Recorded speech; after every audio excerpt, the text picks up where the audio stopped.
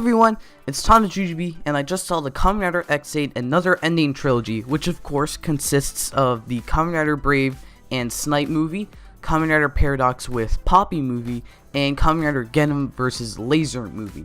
So these are all pretty good movies. They all tie together really well as a great ending for the X8 storyline. So let's jump into it with Brave and Snipe. So Brave and Snipe follows Brave trying to win back a revived Saki, and Snipe trying to win Nico back, which is kind of weird because she's in her teenage years and he's like really old.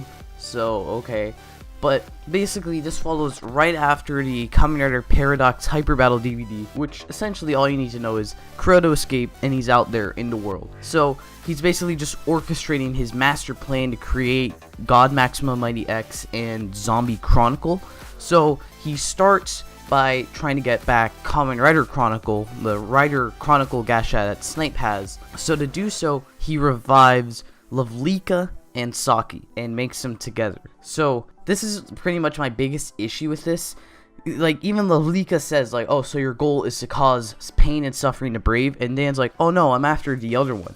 So then, if you're after Snipe's Rider Chronicle Gashat, why of all people, of all bugsters, did you revive Lovlika and Saki? Like, you're obviously gonna cause some conflict with Brave, so why didn't you just revive Graphite and have him cause havoc? And Snipe, I mean, Brave would probably still get involved, but if your main goal is after Snipe, then just revive Graphite. Like, Graphite's the character Snipe had the most blood with, like the most hate towards. So why didn't you revive Graphite if Graphite's obviously the character he hated the most in the series, right? No, he just revives Saki and Lovlika and makes them together, and then he ends up getting Brave involved, which ultimately makes Lovlika, you know, get destroyed.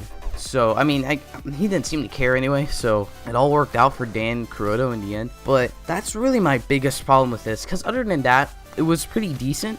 It wasn't the greatest, but I think it was a pretty good V-cinema. Basically, they're still trying to figure out how to revive the erased people from Zero Day and the Bugser virus. So they figure out I think the doctor's name is Saiko Yaotome, and they eventually realize she's the daughter of Zaizen Michihiko, or Dr. Pac-Man, since that's easier to say, or Gino, that's also easier to say. Basically, that guy from the One Winter movie that kind of only appeared in the One Winter movie. So basically, she said she's found a way to revive the erased people, and Brave's, you know, they're gonna work on that. Brave's like, oh, great. And then Saki appears to him, and he thinks he's hallucinating until she appears again the next day with Lovlika. Then he realizes, oh, I'm not hallucinating, she's actually here, but she's with Lovlika, which is kind of sad. And, you know, he's trying to attack Lovlika, and when Snipe finds out, because there's like another guy who's infected, he doesn't really do much except, you know, make Nico leave. But anyway, when Snipe finds out that this person's infected, then what he does is try to get back the power of Cronus with his Rider Chronicle Gasha. And here's another problem I have with the V-cinema. He basically puts it in his gamer driver and it infects him, right? And then he just suddenly pushes through the infections and manages to turn into Kronos at the end. So, okay, like he turns into a full-on Kronos too, like with a buggle driver with paws, not like the bootleg Kronos that we got in the series from Snipe with the gamer driver. This is full-on Kronos with the paws and whatnot. And then when he fights Lovlika at the end, though, he only uses paws to revive Saki's memories, or like unbrainwash her, and then he doesn't kill Lovlika and paws. And we've established before, paws is infinite. Like, he can stay in paws for as long as he wants. So why did Snipe go out of paws and then he got beaten by Lovlika, and then Brave comes in, and right? Like, there was no need for, like, Lovlika to appear because Brave was gonna appear. Snipe didn't defeat Lovlika. There's just, like, a few problems I have. Like, that could have been very simple to just fix. It's probably just because they wanted Brave at the end to battle Lovlika, but still, like, then Snipe also ends up fighting Brave at one point, and he says, I need your Gashat. What? Why do you need his Gashat? You've never established you need his Gashat in this movie. That was, I don't know. This V-cinema had a few problems, but other than that, I still liked it. it was still enjoyable to watch. In the end, we kind of get like the wrap up, like Brave has moved on with Saki, even though he's still working to revive the erased people, but he's moved on from Saki. He's gonna carry on with his life, and Snipe kind of gets the sad ending too, because Nico leaves him and he kind of acts like a jerk again. He's like, oh, I have nothing to lose, I don't need to worry about her. I was like, ooh. Then we like kind of have a whole thing where you're trying to care about her with Lovelyka too, right? So that was kind of weird. But so Snipe gets the sad ending in this, Brave gets the happy ending, but it is Brave and Snipe, not Snipe and Brave. So I guess that makes sense. And then at the end, we establish that Psycho is, well, she's working with Kuroto. So, you know, Kuroto has the Chronicle Gashat, and Psycho's basically performing surgery, or it looks like she's gonna like do an operation on the body of Masamune. And at first I was very confused. I was like, wait, how do we have Masamune's body? Why do we have Masamune's body? But they explain that in the next V-Cinema, Paradox with Poppy. So I enjoyed this V-Cinema. Let's move on to the next one. So, Another Ending Paradox with Poppy is another pretty solid V-Cinema. I do kind of have some problems with it, but it was actually, I liked it better than the Brave and Snipe one. So, we start with the flash forward to the like middle of the V-Cinema, which is my first problem. The flash forward really has no purpose because we show that full scene later on. So, again, no purpose to the flash forward. But then we establish at the beginning, like, Parad's kind of just being himself. Like, he's not really trying to help out or anything. And Poppy says, come on, try and help out. So when Psycho, who we know is evil, shows up and she asks if they want to help her, Poppy's like, yeah, sure, Parad will help you. So he goes to help her, so he thinks, but she captures him in the Bugster raising game.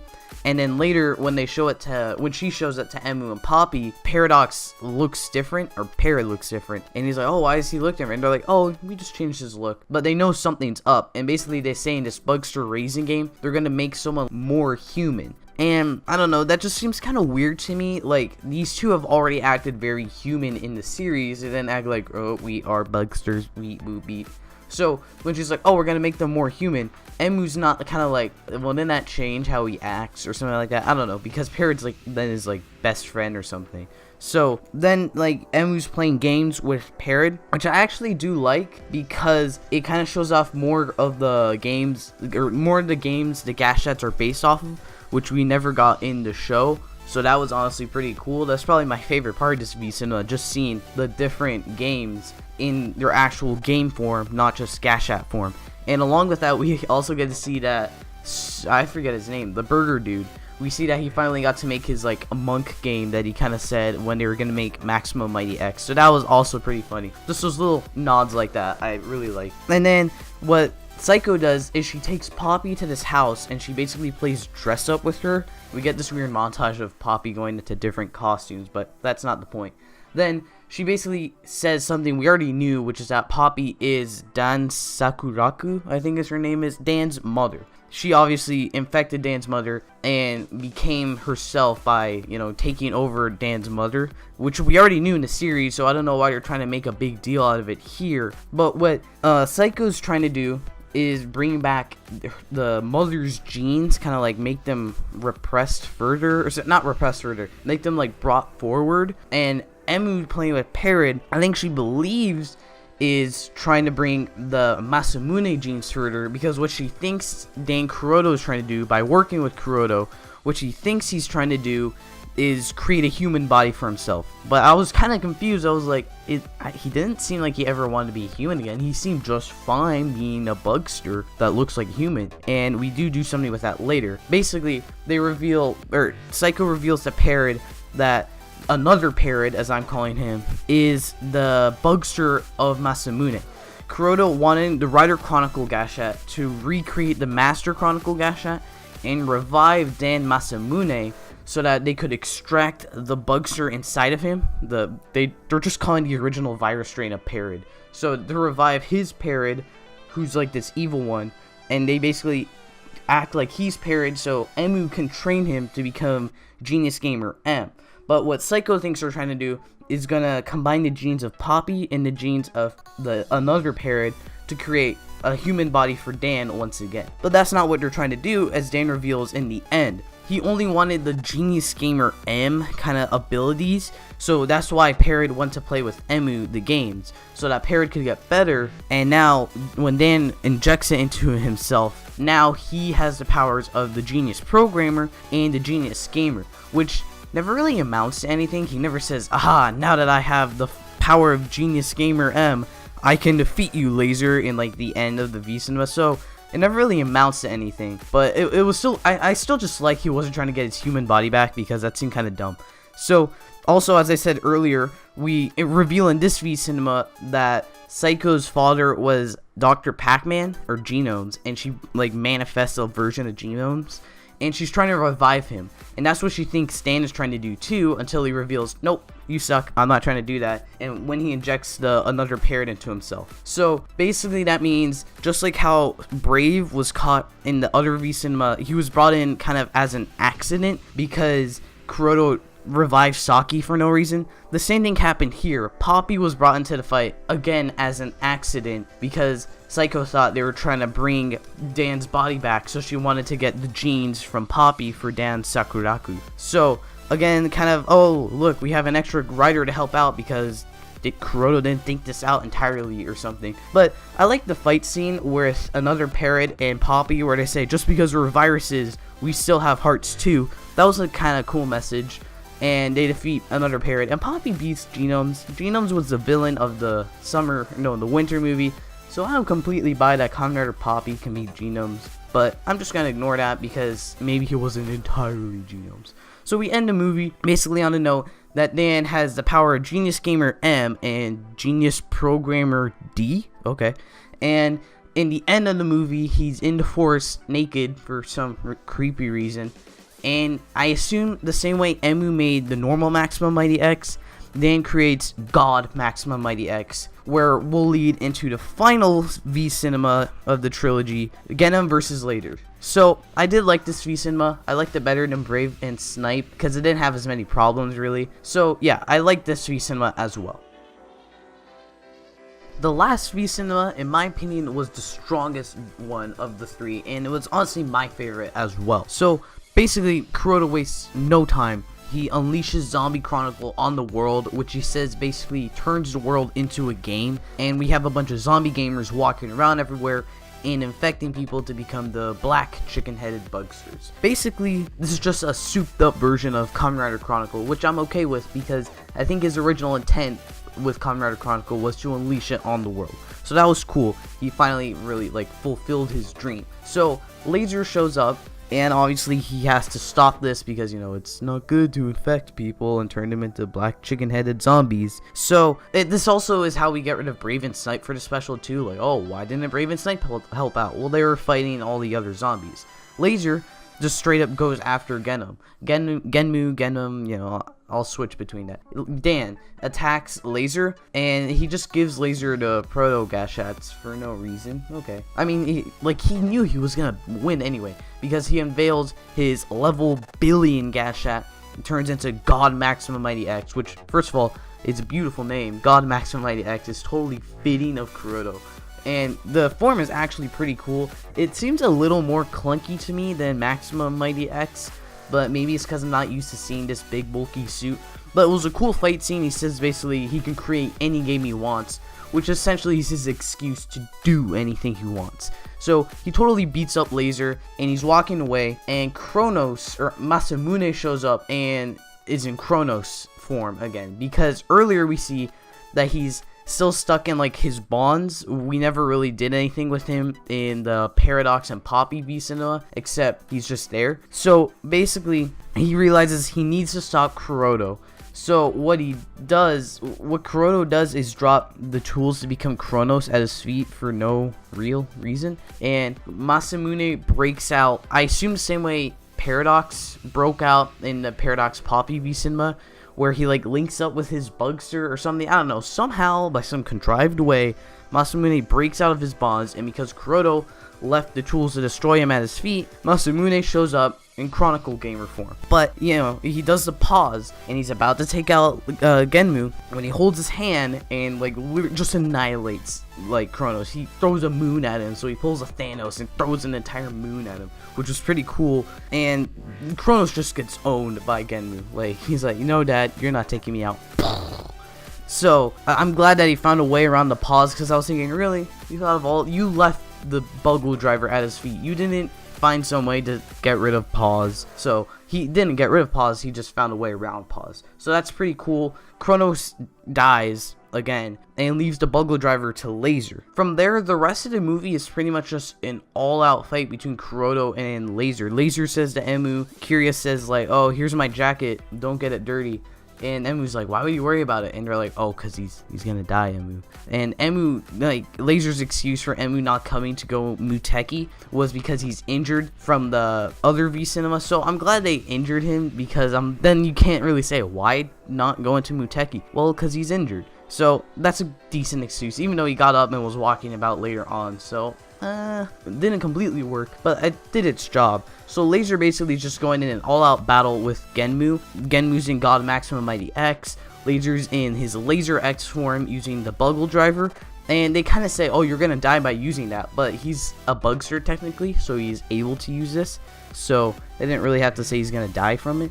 And again, as I said, the rest of the movie is just an all-out fight between Genmu and Lazer. Lazer says Masamune left like a way to defeat the God Maximum Mighty X in the Buggle Driver, but he really didn't. But basically, it destroys the God Maximum Mighty X armor, so that it's just kind of a fair fight between just a normal Genmu Billion and Lazer X. So they're like, you know, fighting in the overdone Toku rain, just really crazy. And at the end, they both really kill each other. Their rider gauges go to 0, and they're just, you know, staring at each other. They're about to die. Kuroto kind of just rejects the Dan Kuroto Shin name. He says, I'm not Dan Kuroto Shin, I'm just Kuroto Dan. And then he dies. And for some reason, Kiria doesn't too, even though he also got his rider gauge at 0. But then, basically, we kind of leave on the note, yeah, Lazer's dead, and that's the end of the V Cinema. And I was sad. I was like, oh, well, that's a good ending to the X8 trilogy. We kill Kuroto and Lazer dies too. You know, it was a good ending. But then we have a like post-credit scene, you know, like Marvel, where we reveal that no, he got revived. And basically it's because earlier he like kind of instilled faith in Psycho, because she's just walking around aimlessly with no goal in life. And then he basically instills faith in her, and she decides, wait, there is a way to revive him by like basically what she's been saying the whole V Cinema, by taking like Bugster genes, combining it with the human genes. Basically, Kiria's human again. And they also say that they use God Maximum Mighty X somehow to do it, but okay. And then Kiria goes to Kuroto's like site of death, and basically kind of just leaves flowers there. You know, you kind of get the feeling he like respected Kuroto, even though he seemed to hate him. He kind of respected him too, because you know they had a lot of battles together. And then they kind of pan out, and you see like a continue pipe looking thing. And then Kuroto's just behind Kiria, and I was like, hey, sup, bro? And Kiria's like, you're alive? And he's like, maybe. And then he disappears. I mean, I fully believe Kuroto's alive, because that totally seems, he totally had like 20 backup plans. Like, if you remember when he died at first, obviously he had his Mighty Action X origin Gashat, which is how he was eventually brought back.